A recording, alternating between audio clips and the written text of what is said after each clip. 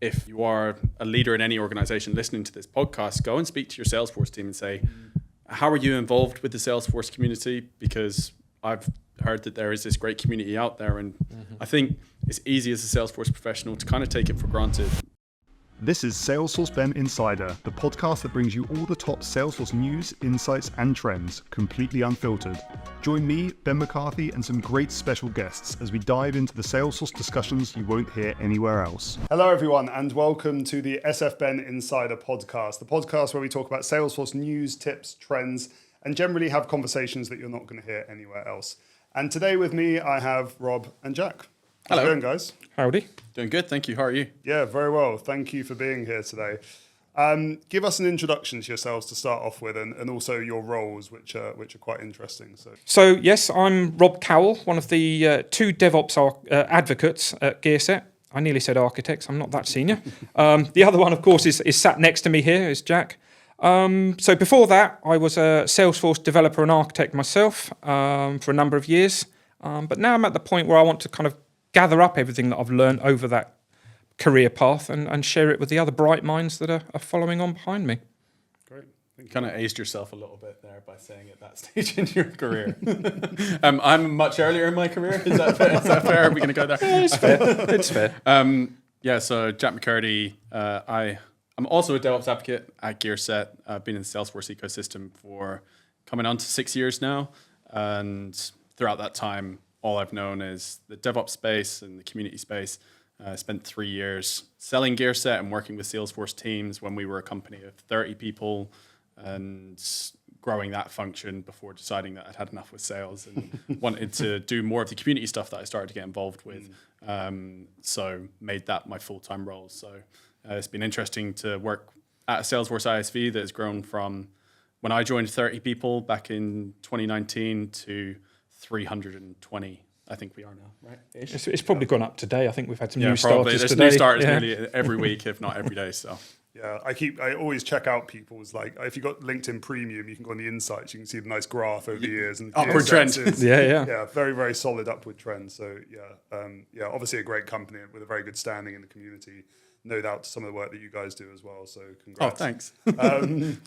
Give us some insight into what a DevOps advocate, is that the right? Yeah. Yeah, but it's also, you could be called evangelists. Right, in another company. Yeah, when somebody asks what we do, especially in the Salesforce ecosystem, and we say DevOps advocates, I think the first direction Rob and I go is, do you know the developer relations team or admin relations team at Salesforce? And they go, yeah, and it's just like, we do that just for our company. So we have a slightly different job title, but the fundamentals of what we do are the same. So whether that be through my own podcast or Rob's DevOps Quick Bites or the written content that we do for Gearset's blog, our own personal blogs, Launchpad, Apex Hours, wherever it might be, Salesforce Ben's blog, which we also write for too, our goal is to spread that knowledge that Rob is talking about, whether it be about DevOps and the technicalities. Rob's far more technical than I have. I've never been a Salesforce developer, I've never been an admin, I've never claimed to be.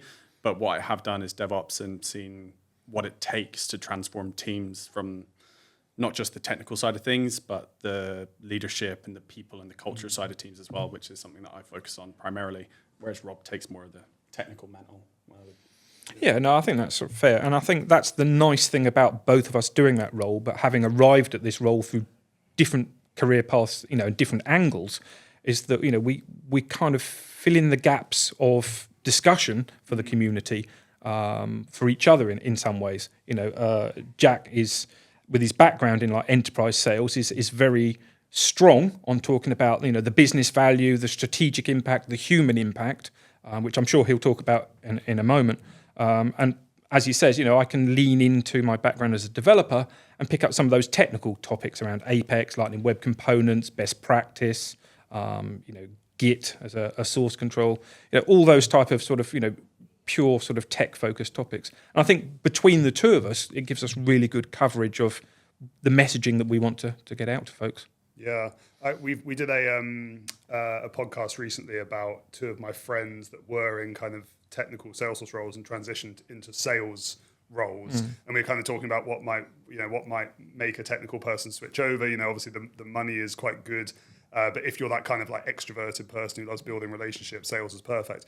And I was going to ask you, Jack, how it was going from sales to DevOps advocate, but actually from what Rob was saying, it seems quite a natural fit. You understand the value. You obviously work with a lot of customers. Yeah. So how kind of was that transition? Yeah, it's an interesting one. So prior to Gearset, I was a recruiter.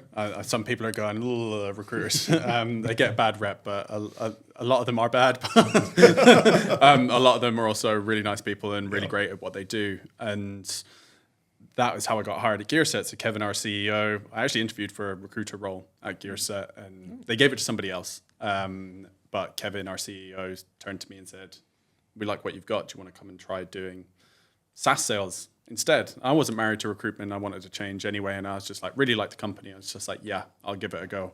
So Gearset is the most technical job that I've ever had when it's come to wrapping your head around some of the concepts. So I've actually gone through that process that a lot of potentially admins that you see that might not be familiar with version control, Git, command line. I've had that journey myself.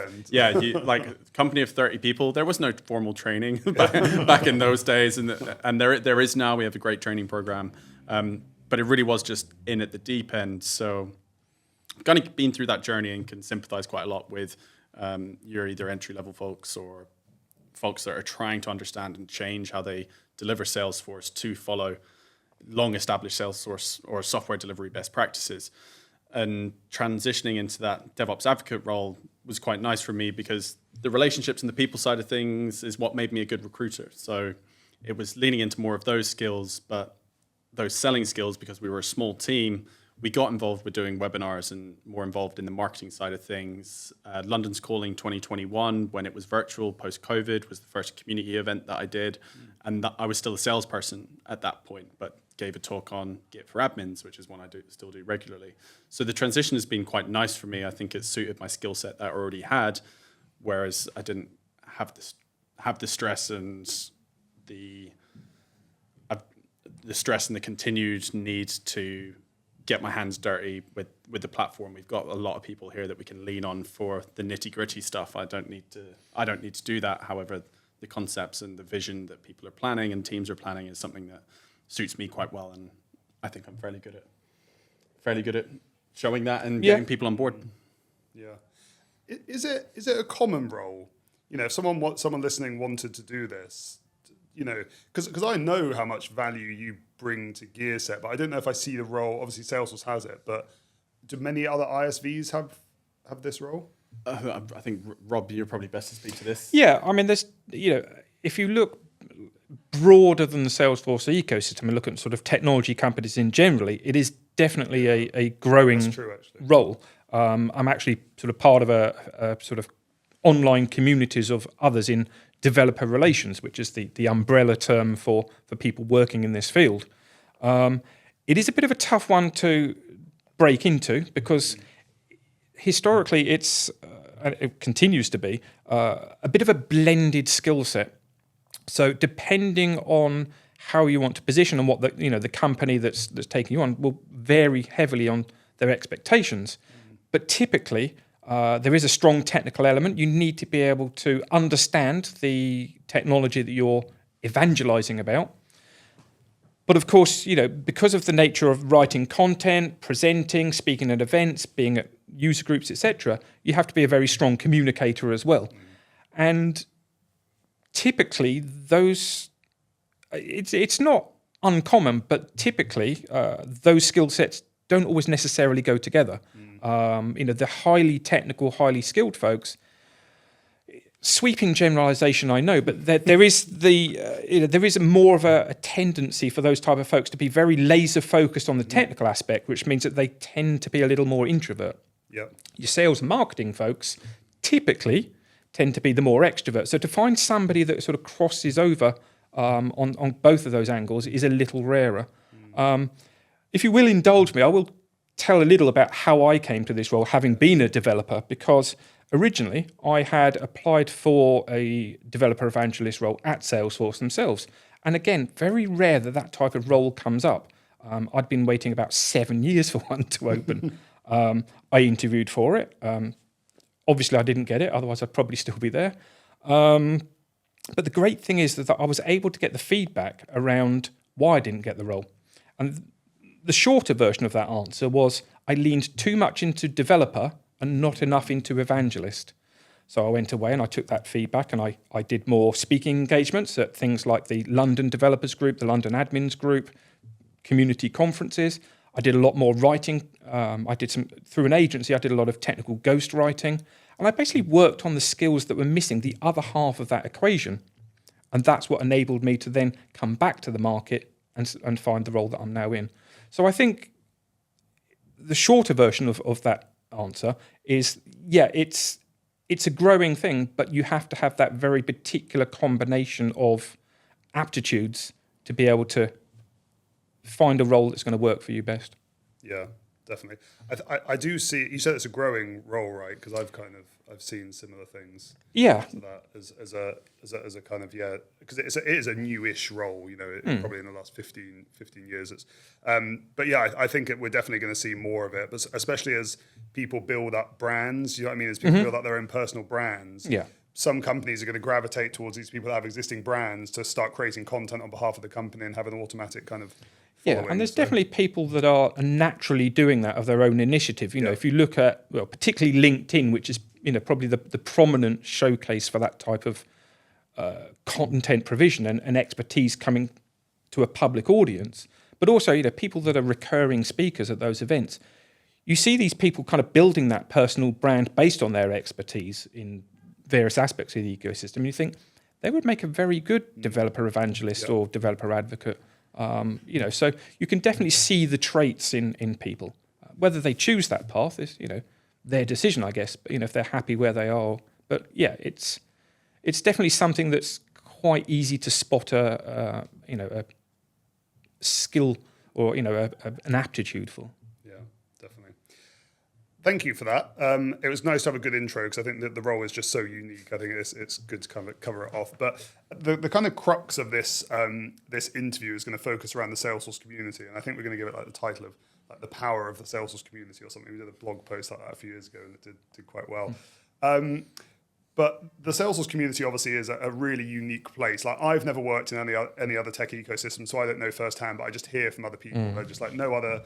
You know, tech ecosystem is the same. And I think you have to commend Salesforce for kind of laying the foundations to create what is kind of like a self-sustaining ecosystem at this point. But I don't know who'd be better to answer this, maybe Rob, but how do you think the Salesforce community is different from any other tech ecosystem community? So, you know, one of the interesting things is that Salesforce is very vocal and very transparent about its values, not just its business values or its technical values, but its moral and ethical values as well. And I think a lot of people have recognised that, and you know, they've either decided that this is a set of values that they want to follow, or that they've recognised that these values align to the values I already have, you know, and this is something that I want to support and engage with because, you know, it's a meeting of like minds in that sense as well. The community is a fantastic force for good. So not just in terms of, you know, helping each other with Salesforce technical challenges or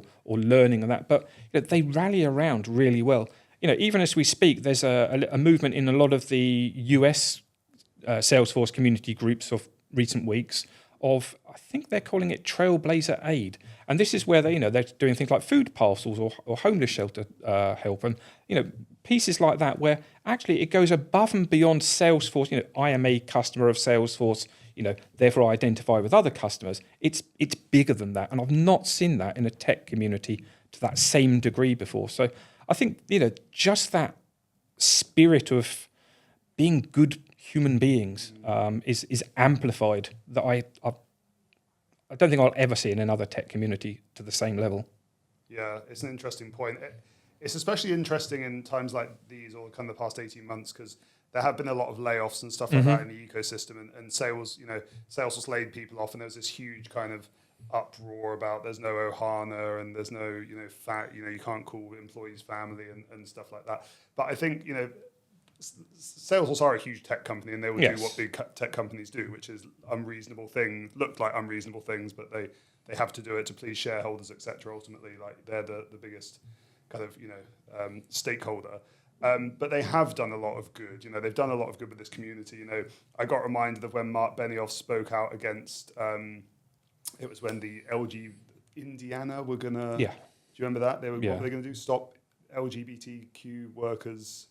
There was some uproar, something that the state was going to do to this group of people. And Mark Benioff said, if you do that, we're pulling out all Yes. our offices from, which is quite a bold thing to do. So, they have done a lot of good. Yeah, and one of the things that's really important to us as in our organisation at Gearset is that we are pillars of the Salesforce ecosystem. So we want to make sure that we represent that ecosystem and represent Gearset in a way that is fitting. And again, coming back to this concept of just being a good human being, So sometimes we look at things and we say, I'm not sure that is the right move to be making.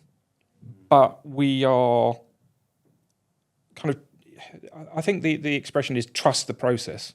And I think a lot of the time we will sort of sit and watch how things play out a little bit. And generally, missteps have a habit of coming around and actually resolving themselves because of that pressure from the community. Yeah. So, again, in reflecting what you were saying about, Mark applying that pressure, sometimes the community will rally around and apply that pressure towards Salesforce to do the right thing as well. We'll speak about that in a minute as well, because I think that has been happening quite a lot. But Jack, give us an overview of what the community looks like. The physical stuff, the virtual stuff. Give us a outline of what it looks like. Yeah, where do you want to start? There's so much. The physical stuff. We've obviously got user groups.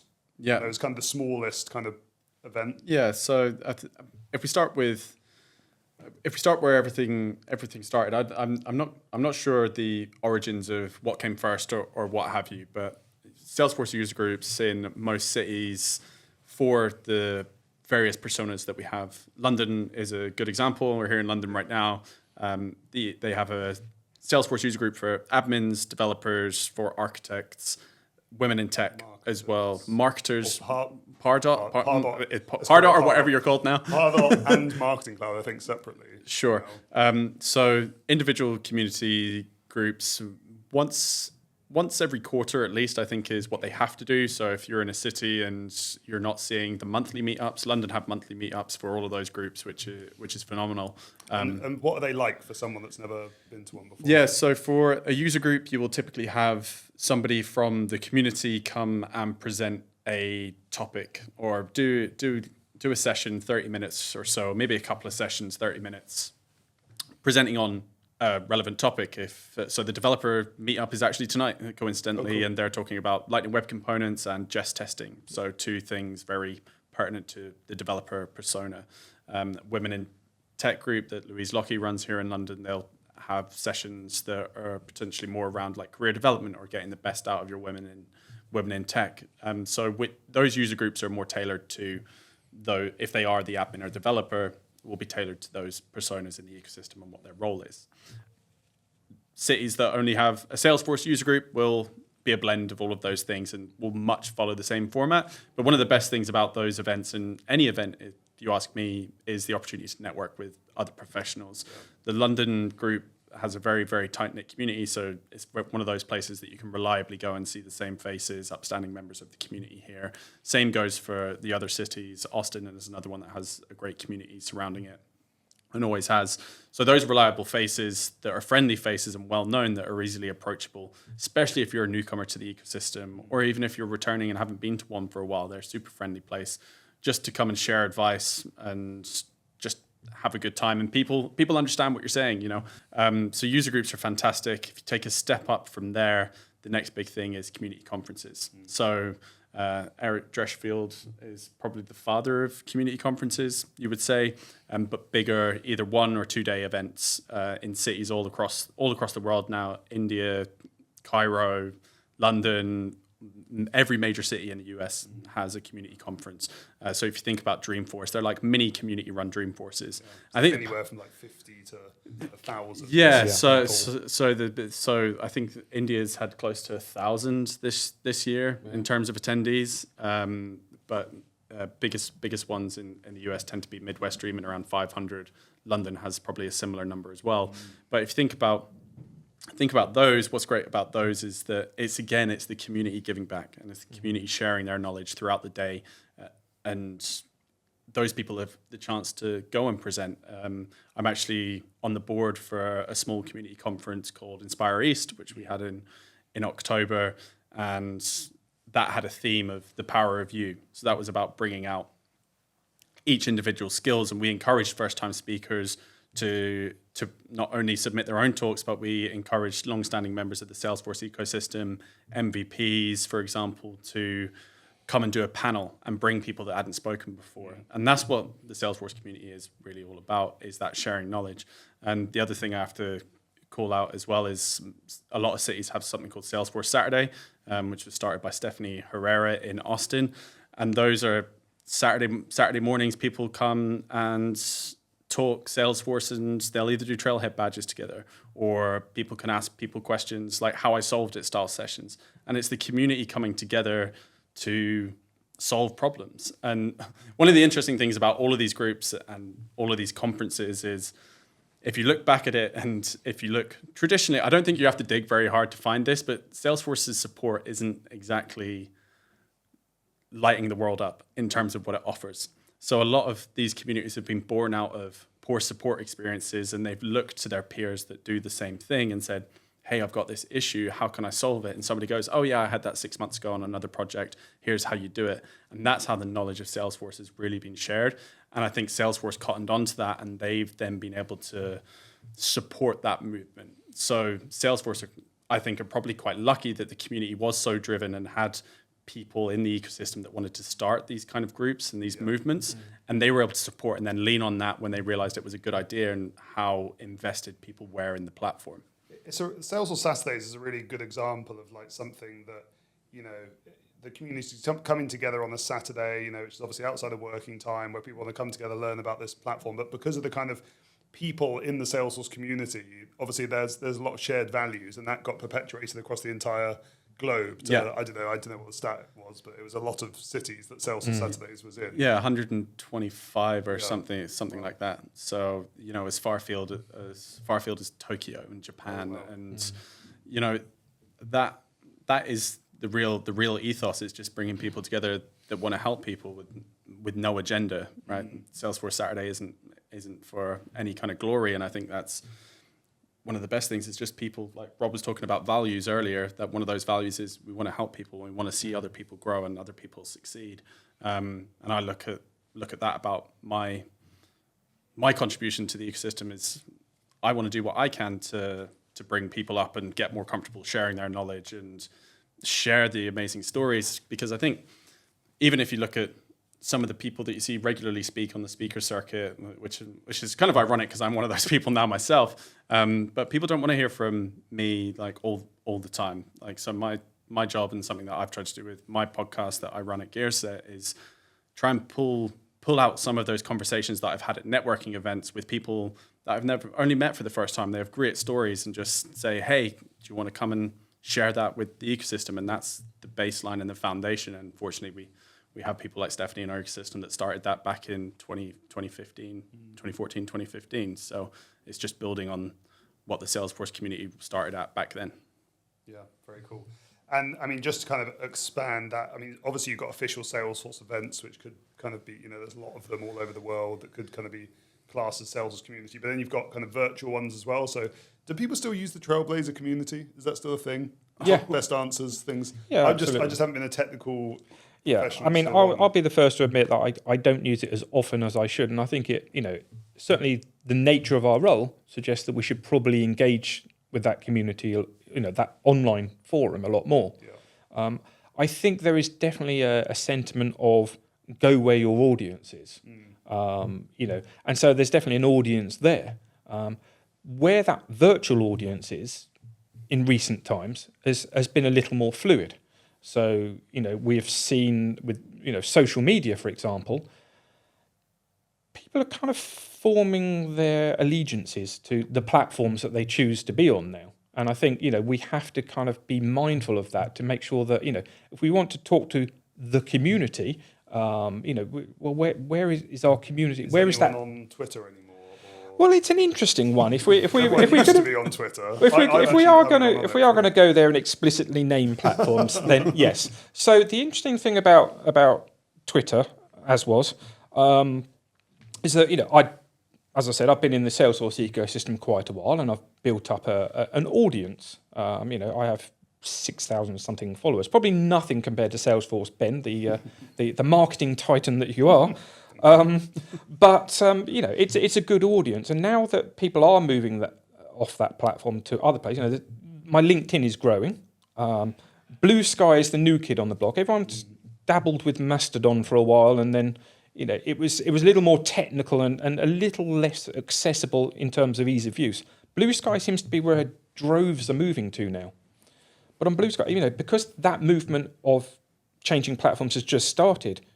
We're looking at like a few hundred rather than a few thousand in terms of the network that I can reach there. So it's interesting to kind of look at that.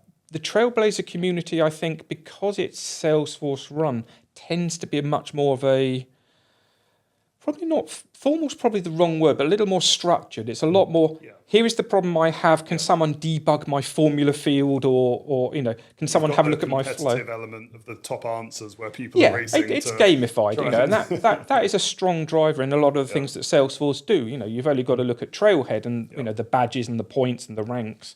Gamification is a great tool for getting the community to engage. Right, it's a means of making it fun and making sure that people want to be on that online platform.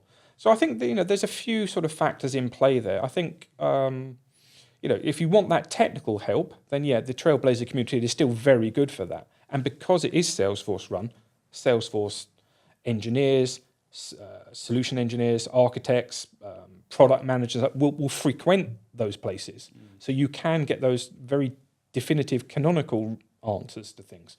Or you'll get, I'm not sure on that one. Let me speak to the product manager internally on our Salesforce's internal Slack, and we'll come back to you. So you kind of have that kind of back door in a way to getting problems solved. I think there's a little bit of that on the non-Salesforce community platforms as well. So I think if you want to kind of find that online digital community, maybe just spread yourself out a little bit. Don't necessarily focus on the one platform. And I think that's generally healthy advice for social media in general anyway, whether it's very Salesforce focused or not. It's, get a range of opinions, get a range of viewpoints, and you'll generally settle on something that allows you to make your own mind up. There's a lot of Slack channels now as well. Yeah, no, absolutely. But you've got like a HANA Slack and the Architect Slack and there's an ISV Slack for ISVs. And there's one for the community group leaders. So all these community groups that Jack was speaking to for like the London admins, London developers, there's Slack groups where the leaders can coordinate, well, firstly, to make sure that their meetups don't overlap with each other, but also just, to announce things and to sort of gather speakers, coordinate on where we're actually going to host these things. So one of the biggest challenges with community groups is sponsorship. Okay, these things are expensive, particularly in cities like London, where you've got to find somewhere where you can host 200 to 300 people, and then you've got to lay on sort of food and drink for them. Just finding someone that's going to lend you their office for an evening.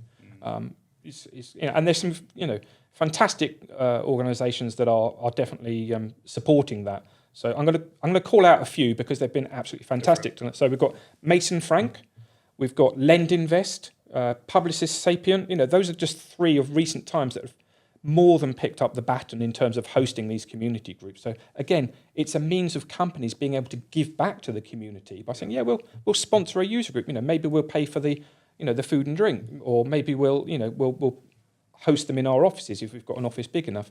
So again, that spirit of community giving back, isn't just the community, but companies and organisations that are maybe Salesforce partners or Salesforce customers can give back in their own way and support that community. And ultimately, that community could be their own employees, it could be their future employees. There's so much sort of mutual beneficial exchange going on within that community. Yeah, and I think I'll point to those companies that do invest or do sponsor these things. It's like Lend Invest, just one of the names. And knowing a few of the Salesforce team at Lend Invest myself is like, those are people that have been positively impacted by the community and the user groups and the community conferences or the TDX Dreamforce experiences that they might have had. So they will go back and speak internally to the companies just like, this is actually a core pillar of why I'm successful and why the Salesforce implementation at LendInvest or wherever else it is successful. Support it, and their business leadership go, yeah, of course we're happy to support what is making our team and ultimately our business successful. And I would encourage, if you are a leader in any organization listening to this podcast, go and speak to your Salesforce team and say, how are you involved with the Salesforce community? Because I've heard that there is this great community out there, and I think it's easy as a Salesforce professional to kind of take it for granted if they're not in it. It's just like, we understand this thing goes on. Salesforce is a bit of a cult, and all these people turn up to these events all the time, which, you know, like, let's call a spade a spade. Like, the community is a little bit culty sometimes. Oh, yeah. But there is so much power in it, and there's so many great people in it, that the community can have such a profound impact on people's careers and happiness, I guess. I think for a lot of people, the community is what kept them together post-COVID, and lots of great friendships, marriages even have come out of the Salesforce community. So, you know, it is a very, very, to use your word, Ben, unique place. And I think you kind of hit the nail on the head. You know, you were saying that the people at LendInvest are quite happy to give back because they themselves have been helped. I think that's the crux of the entire community and what keeps it spinning around. Because so many people, I would say actually we got the data on this, but I can't remember it. But we asked people in our salary survey, 3,500 people, how did you get a job in Salesforce? And a huge segment, like a third of people were like accidental admins. So you've got these people who, you know, very lucky to land this job in the Salesforce ecosystem many years ago, probably very successful now. They've been helped by the career helped by the ecosystem their whole career. And now it's very natural to give back because they were helped by so many people back, you know, like people like Steve Moe, who have been on the Answers community for, you know, over a decade, and people like that. And there's always been this kind of ethos and culture of giving back for not expecting anything in return. And I think that wheel kind of keeps on going. And I think just one last point on the kind of, you know, companies sponsoring meetups, things and that, you know, putting my marketing hat back on again, you know, as a brand awareness and a PR thing of being seen to be giving back to that community and being a champion of that community, you know, that's marketing that's extremely valuable to companies. It makes it so, you know, if you're a Salesforce professional that may be looking for work, you know, would you want to align yourself to a company that actively supports the community? Chances are you probably do. Yeah, exactly. Let's talk a bit about the Salesforce community and kind of, you know, how it's changed over the years. Like, we've all been in the ecosystem for a while, but do you see the Salesforce community changing? Is it changing for the better? Is it going in a different direction? Is it maturing? Kind of, how do you see that? I think, you know, I mean, aside from the obvious factor of you know, growth in numbers, I think it's grown in terms of its capabilities as well. So, you know, we're seeing many more of these community-led conferences because, you know, the community is realizing that actually they can self-organize and they can actually run events. You know, these are not people that are professional events managers, you know, and that, you know, the type of teams that would put on Dreamforce or Trailblazer DX, you know, these are people that, you know, pull their resources together and pull their insights together and actually make things happen. And I think we've seen explosive growth in those communities now. You know, many of them are all something dreaming. And if you go and sort of look for them, you know, Salesforce Dreaming Conference or something like that on a search engine, you'll see there are so many of them now. And I think, you know, it's been an explosive movement and a successful one as well. So I think in terms of it's kind of a weird concept for a community, but the professionalism of the community. I mean, you know, we are professionals, we act in a professional manner. But what I mean by the professionalism is like the things that they can accomplish to the point where actually they're almost like a business in their own right in some ways. So I think that's probably the most noticeable difference I've seen, that ability to sort of self-serve at a much larger scale and support each other in a more organised fashion. Yeah, I think the growth of the community is an interesting one, and you mentioned these community conferences, and something that Rob and I have the pleasure of doing regularly is attending the community conferences, whether that is as speakers or as attendees. But the growth in the number of community conferences, I think it's been interesting to see, certainly this year. So I've been to 8, 9 community conferences this year, and I guess the number of attendees at each of them has been a little bit flatter than what they might usually have been. Like most of these conferences have grown and grown and grown, and they've either plateaued or had less attendees than they have in previous years. And I don't know whether it's the macroeconomic climate where businesses can't either afford to send people out to these conferences as much, or whether there's simply too much choice in terms of the conferences. The layoffs are affecting everything. Less people having jobs. So there's all of these kind of factors, and there is a balance to be struck with a lot of these things. And I don't know with the growth of the Salesforce platform and of itself, that's sprung up more specialist dreaming. So like life sciences dreaming, one of the new ones. They're dreaming in data, which DevOps dreaming, the conference that we run and sponsor at Gearset. So those specialisms and those nicheties, because Salesforce isn't a know-it-all platform, I think Keir Bowden would probably give you a run for your money in terms of knowing everything about the platform, and he's probably the only one that springs to mind now these days. But nobody knows everything in the platform, and therefore people are choosing to specialize. And in those specialist areas, these dreamings will be smaller, but then will continue to grow as the platform's specializations grow and Salesforce itself continues to grow in its market share, because that will continue to happen. So it's interesting seeing the shift from these are generalist sessions, like the generalist kind of style conferences. Now we're looking for that deeper thing, and I think some conferences have started to figure that out, and others are getting there, and it's just a bit of a learning experience. But those specialisms, I think, are one of the kind of key things that we need to be leaning more into, because the specialisms is what is going to get us jobs. Like I hosted a panel a couple of weeks ago with 4 people in the Salesforce community talking about their careers, and like the generalist admin is done, right? That's not a thing anymore, and specialism is the way that things are going to take over. So I think the community is adjusting to the nuances and the changing shape of the Salesforce platform now.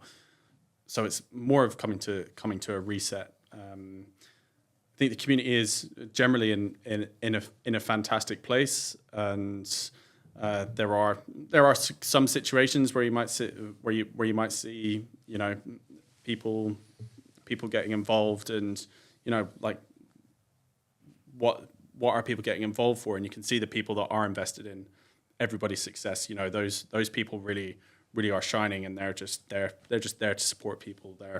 They're steadfast, and they're not going away. I think some people enter the ecosystem thinking it to be one thing and it to be this magic bullet for them, either in their own career journey or what have you, but it's not. It's continual investment. I think generally, as maybe even socially or society, we're so expected for things to be spoon-fed to us, like whether it's social media and, snap your fingers, you can get it, click on Amazon and you can have something delivered tomorrow, right? People start to think about that, about investing once, and I did this thing once. Why isn't it taken off? Why am I not a Salesforce MVP yet? Or why haven't I won a golden hoodie yet? It doesn't work like that. Like it's continual being there and being those trusted people for a consistent amount of time that will get you there. And that's a byproduct of what you're doing. You shouldn't be doing it for an MVP or a golden hoodie. You should be doing it because that is the core value and the core values that we uphold. It's about the journey. It's about it is absolutely about the journey. That's such a cliche, but it's so, there's a quote for this. There is. It is about that journey, and giving back feels good. It does. It's nice to go to events, and people say I've had people come up to me and say the last conversation that we had that really helped me out, and it's that's something that I've seen, and that is the most gratifying thing that I think you can feel. So. And I allude to a bit of that as well on my pinned posts on Twitter and Blue Sky now. It's like give back, expect nothing in return, and be pleasantly surprised. Yep. If you go into it without expectations, when if and when rewards do come to you, that's the nice surprise that you get out of it. It's like this podcast, Ben. Like being invited on this podcast is amazing, but like, we didn't set out doing our job to say, hey, maybe Ben will invite us on a podcast one day. You know, this it's one part of the journey that's really nice. It's nice to sit here and have this conversation. Things happen, but they also take time. Exactly. Straight away. So. Exactly. But, you know, there's a lot of posts online about how the Salesforce community can help your career and stuff like that, and you know, obviously networking is a big one. But are there any kind of specific examples you can kind of point to where the ecosystem has helped your career and could help others as well? Oh, can I? So this gentleman sat next to me actually was one of the key people behind me getting this role. You know, putting my name into the hat and saying, I think Rob would be good for this. You know, the role that I have now, yes, I put in the work around, you know, building up a Salesforce career and getting a reputation, speaking. You know, and we talked earlier about, you know, my previous unsuccessful attempt to get this type of role, and I went away and worked on it. But ultimately, this job came about. It was never advertised. It was done because I had the support of people in the community, such as Jack, that recognised, you know, where I was trying to get to, that had kind of, you know, given me that opportunity and that support to just have that initial conversation to get to where I wanted to be.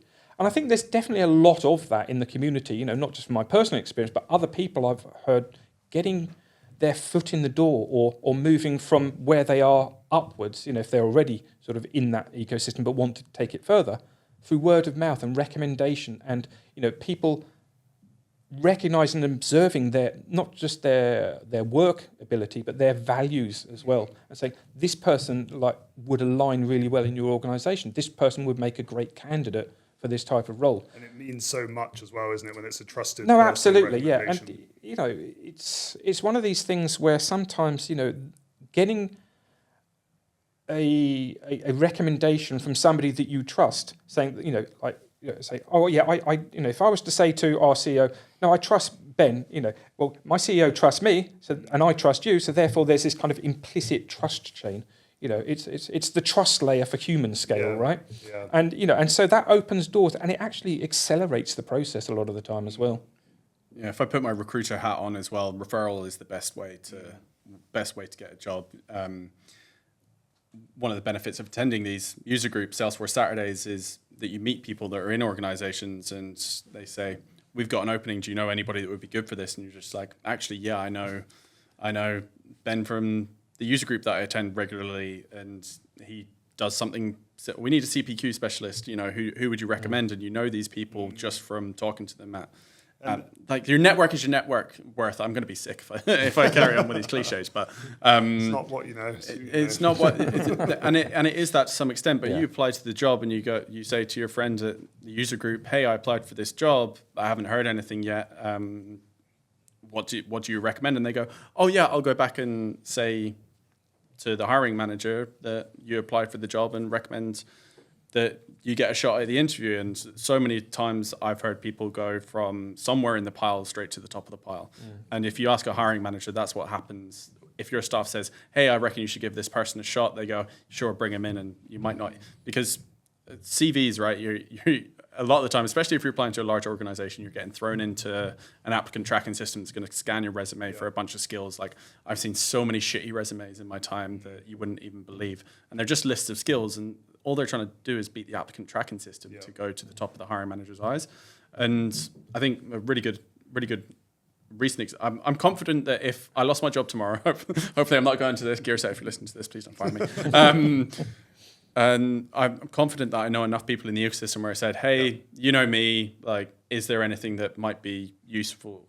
I could be useful to your organization for?" And I would be fairly confident that, if not a job would come out at the end of it, at least I'd have had multiple opportunities at interviews, or at least have discussions with people about where I might be able to slot into the organization.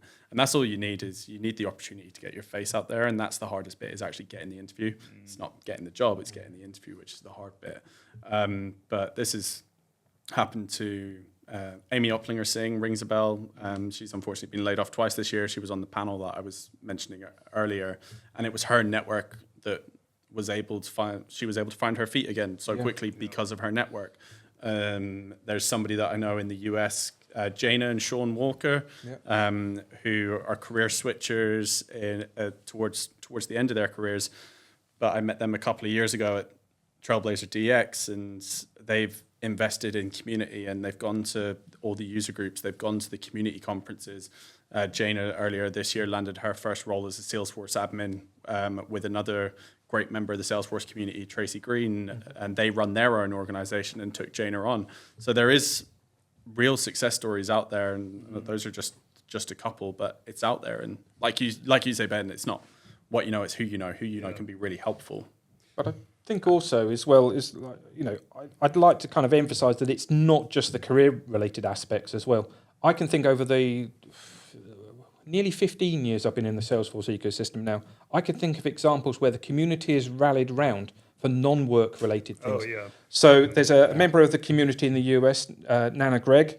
Her home was wiped out in a hurricane. The community gave her huge amounts of support in terms of getting her back on her feet, like financially and otherwise. There's been people that have been, hit hard times and that. And, the person that I'm thinking of has been an absolute star in giving back to the community. So this person was one of the top 3 on the Salesforce Stack Exchange, answering people's technical questions and stuff.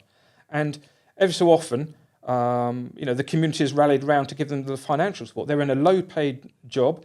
They have daily life commitments like we all do, and they were struggling to make that. And because of the amount that person has given back to the community has given back to them. And I've seen countless examples of this where people that need support, not technical support, not Salesforce support, just life management support, things, financial support, welfare support, whatever it may be. I've seen the community just mobilize and deliver that. So, if ever you needed an excuse to get involved in that Salesforce community, if you're not already, 2 big ones right there, right? And that just really shows the compounding impact of engaging with the community regularly. You go once, you build a few connections, sure, but over a course of years, your community only grows and also deepens with the individuals that you're meeting. Yeah, 1,000,000%. Yeah. So, great examples. Thank you. Let's talk a bit about social media, but specifically kind of how people speak about Salesforce. So, I think for the first 8 years of my career, from 2012 to 2020, you would never hear a bad word spoken about Salesforce. Everyone was so pro Salesforce because, to be fair, a lot of people have come from had started in accidental admin roles. Salesforce has been nothing but good to them. But recently, there's been a lot more kind of honesty and transparency, especially on LinkedIn. Right. People having hard conversations, bringing up things.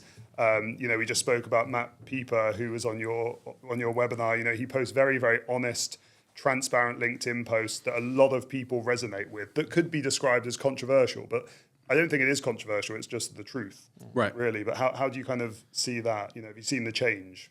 I have seen the change, and I think it's good. And I have an opinion as to why people weren't so objectively outspoken against Salesforce before, and it goes back to Salesforce MVPs and golden hoodies. If you're slating Salesforce, then you're not going to. You might not get the MVP status that you want, or the potential golden hoodie if you're speaking out against that. I think. Which is true, I think. Which is true, and why maybe people hold their tongues, but the content's so relatable. So Matt's a great example. His posts do insane numbers when he says something that is true, but would also be seen as, I would never dare saying that kind of stuff because I don't want to rock the boat or what have you. But he's just not. I'm just gonna say it, and then his posts do 100,000 impressions, and it's just there's a reason. It's refreshing. For that. It is. I think Salesforce, with everything that they do with True to the Core, and I watched True to the Core live for the first time at TDX. So Matt was on that, right? And he was on the Dreamforce one. He was.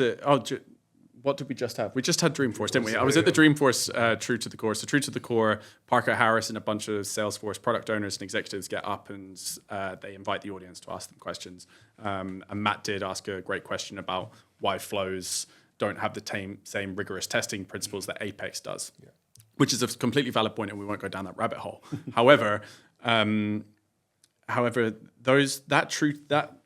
whole concept of true to the core and being able to ask those kind of questions to Parker and the engineering team and those teams at Salesforce, because like true to the core already exists. Being honest and open and transparent and holding Salesforce accountable across social media platforms, you're kind of invited to do it already just because true to the core exists. Like, and I don't know why, I've alluded to one reason why I don't think people do that, but more comfortable now is more people are doing it, so there's going to be more visibility. And I think Salesforce can choose to ignore it if they want to, right? And I think it's just generally the community is becoming more outspoken because they're more willing to. More people, it's hard to people. So there's this idea of like the first follower, and that's been spoken about in at community conference keynotes. Sarah Metcalf did one, Inspire East, and that first follower notion is, it's hard to be the first person to do something. It's also quite hard to be the second person that follows that person, but that will then create a movement and people doing it. So it's just taking a few people to start being more vocal and for people to realize, oh, the world's not going to end and that person's career is not going to get blown up because they've said something not controversial, but more honest about the platform, for people to go, actually, this thing is okay, and can we actually have a more productive discussion and better discourse because these things are actually being brought up rather than it all just being this taboo thing under the surface. It being under the surface doesn't help anybody in the long run, and it's certainly not going to help Salesforce in the long run unless they're open to receiving that feedback. And or you talk about your blog post you did about bad consultants. Or if consultants can go, we understand that there has been bad experiences, and this is why. What can we do to change it? And actually address those head on, right? So if you talk about the issues that are under the surface, then you bring them to the surface, and ultimately everybody's going to be better off for it. Yeah, agreed. It's why we quite like doing some of these more controversial ones. I mean, they get clicks, which is nice, but they also get a lot of conversation going. So. Yeah, absolutely.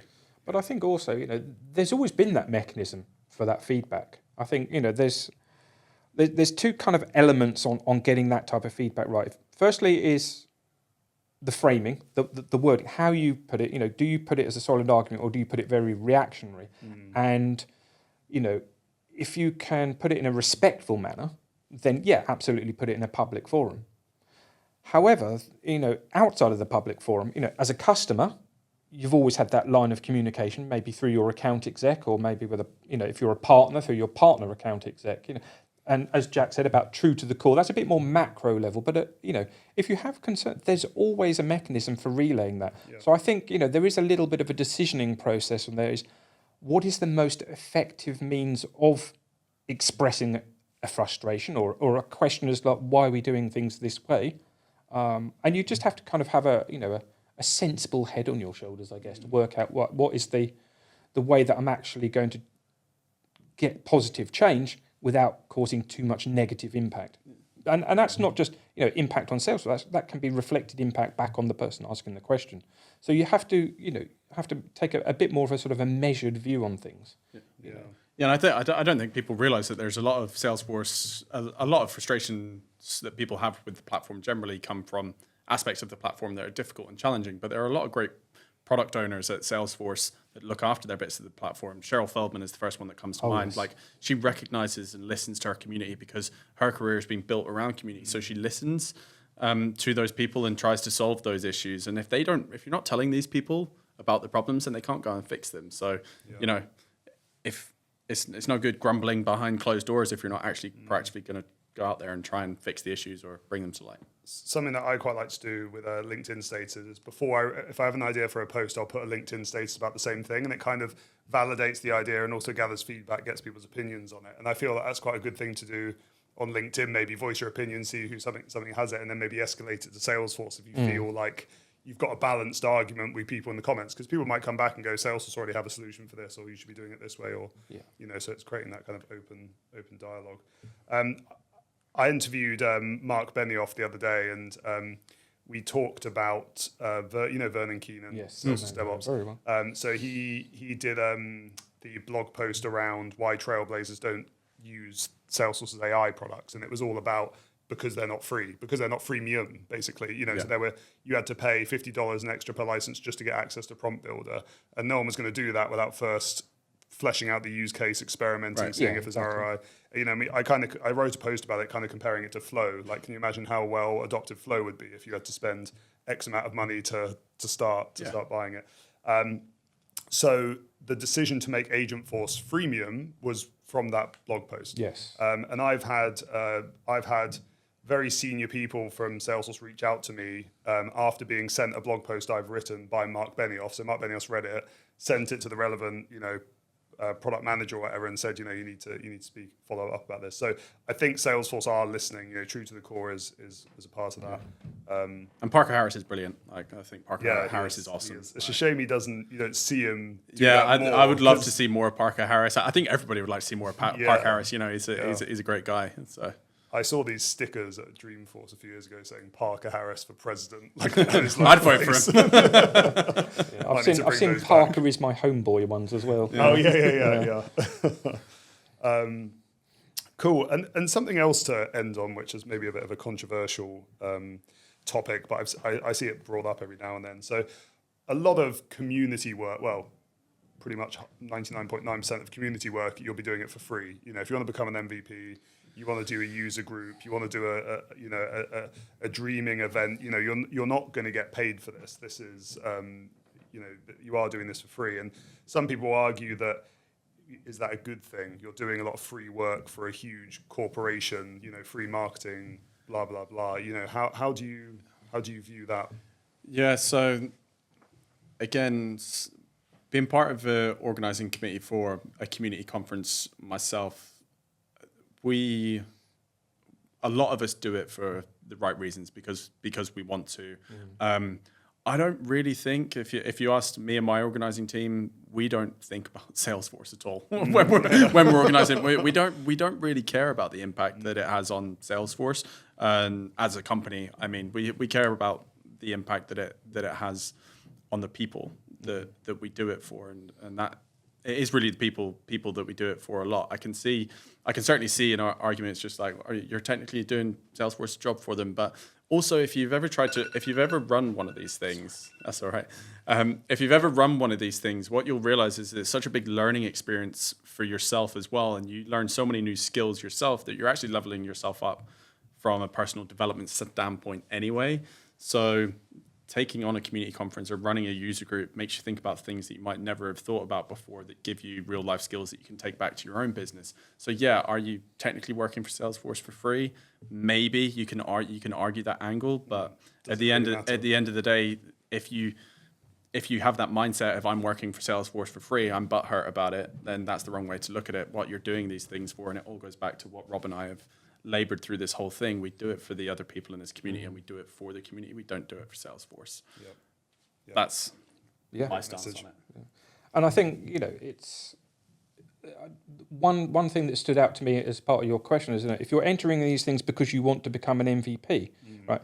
That's the wrong approach from day zero. Okay, MVP is something that is a nice reward for your efforts that's recognised by others. Yep. But if you go out with a game plan, it's like if I become a community group leader, if I run a community group conference, if I do this, they're going to make me an MVP. You're approaching it all wrong. And actually, if you try too hard and lean too hard into that, it'll be recognised. And actually, this person isn't doing it for. There are, anecdotally, there are many examples of that. I think people just, try very hard to get the accolades, and actually the way you get the accolade is to just do it because you were doing it anyway. So I think from that perspective, I think if you're going at it to get something out of it other than just that nice warm fuzzy feeling of helping your fellow Salesforce professionals, then you're probably doing it wrong. But as Jack has deftly pointed out there, we do it not because we're paid or not paid. We do it because it just makes us better people, right? It's like I've benefited from the support of the community, and I'm going to pay it forward. It's like you should benefit from it too. And now that I am part of that community, this is where my opportunity to help you out. It's just being better humans, and that's all we should be striving for. Yeah, love it. Fantastic. Thank you, guys. We have to end there. We were going to talk about DevOps a bit, but we've been chatting so much about the community, we've run out of time. But do you have any final words on the community, on DevOps, anything exciting Gearset's up to at the moment? Gearset's always up to something exciting. Like we've grown to 320 people in the nearly 6 years that I've been there. We recently joined the App Exchange. Got lots of questions. Acquired Clayton. We run DevOps streaming to bring better Salesforce delivery principles and look holistically at the whole DevOps lifecycle. There's a lot of big things coming from Gearset. The podcast, Rob's Quick Bite series that he does. If you go and look either of us up on YouTube, then you get a bit of a flavour for what's going on there. But yeah, just look after your people and help people as much as you can along your own journey and your own path. I think that's my message. Yeah.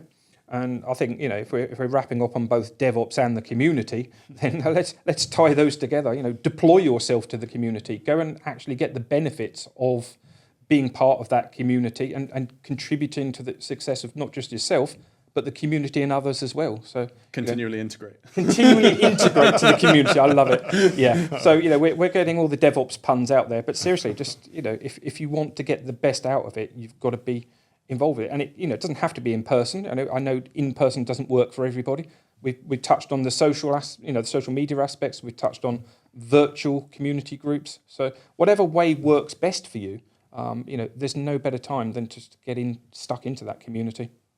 Fantastic. Thank you, Cheers, guys. Ben. Thank you.